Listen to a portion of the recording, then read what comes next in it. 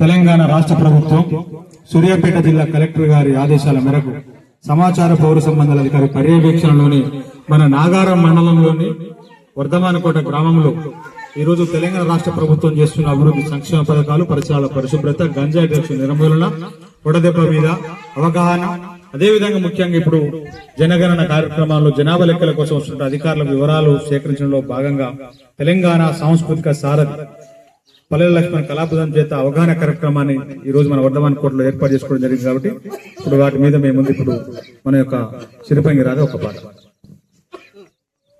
Hello.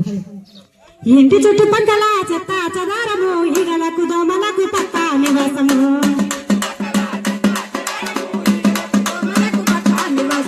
ఇంటి చుట్టుపక్కల